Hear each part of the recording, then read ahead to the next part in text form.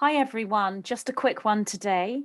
Today is the 11th of January, so the 111 energy today, 11th of January.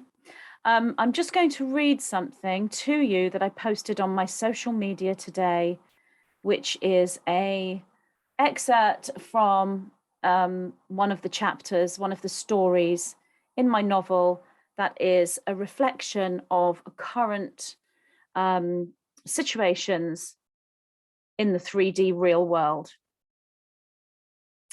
In the bifurcated village, the overlords were angry.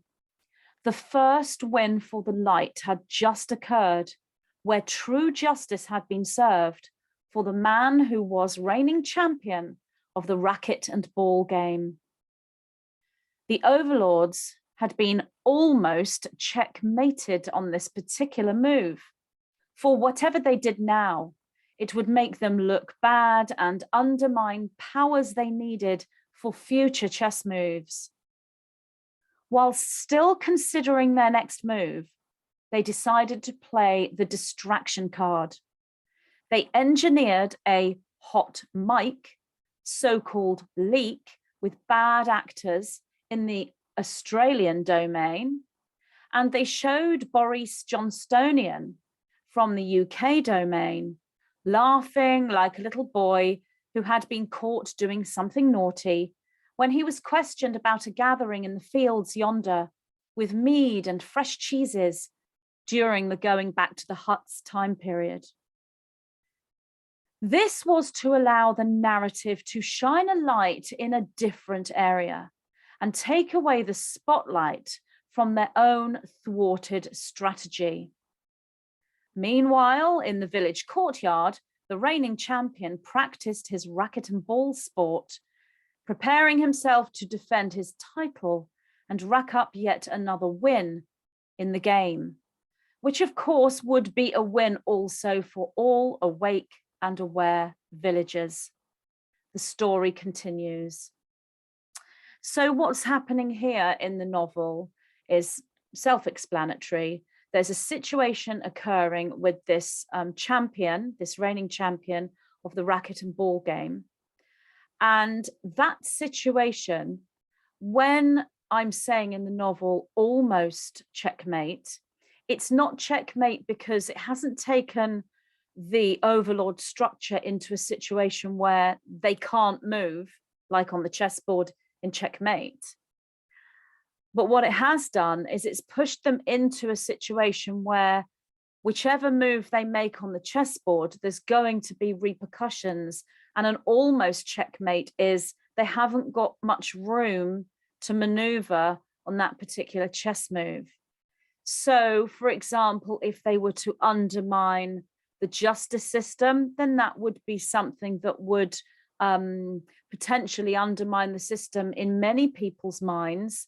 And that's something that they would need to rely on in the future when it comes to other parts of the dark agenda for the overlords. So this distraction, and it's really distraction for the individuals in the village who aren't aware of the truth, those that follow the false narrative, because instantly it's very easy to herd their emotions from one place to another, because the kind of lives those villagers lead in the third dimensional reality in the village is all consuming, and their aim is survival. Individuals who haven't raised the energy through the chakra system will be existing in the lower three chakras, so they will be in survival mode. So the analysis and the looking deeply doesn't occur until you activate the higher chakras, which is what's happening in the village and in the mortal realm in a fictional sense, which mirrors situations that are occurring in our reality. But of course, I'm not talking about that. I'm discussing the fictional novel.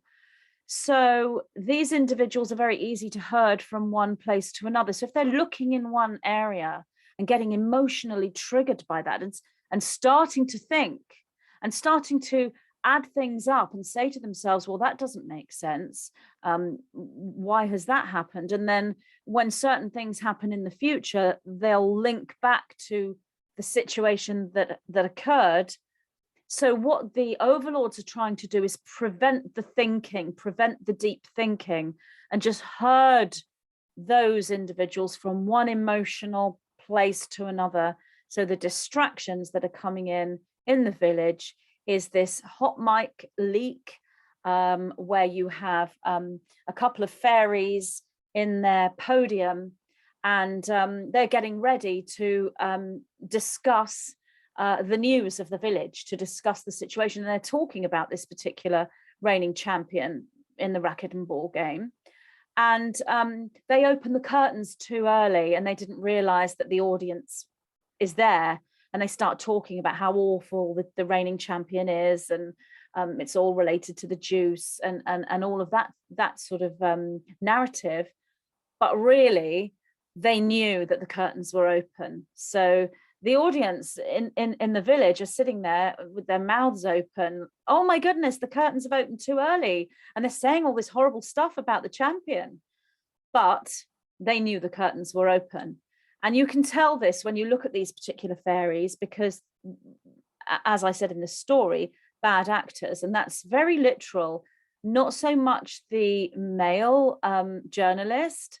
He was playing the part quite well, but the female journalist was acting. And that's how you can tell that she knew the curtains were open, and it's all sort of put on. So that is a huge distraction. And what that is doing, that particular narrative there, where they are sort of saying awful things about the reigning champion with the racket and ball game, is to make it look as though the majority of people are actually disgusted by this situation, where the reigning champion was actually allowed to move from one part of the village to another without drinking any juice.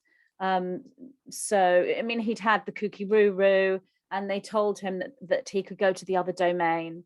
And when he got to that domain, they wouldn't let him in. And then he spoke to the almighty judge in the village, and the almighty judge let him go to the other domain.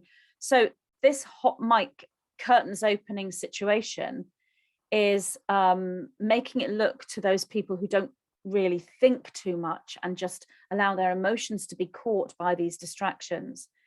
It's making them think that everyone thinks this way, and that the whole thing is terrible, so that if the overlords decide to make another move, then they've got people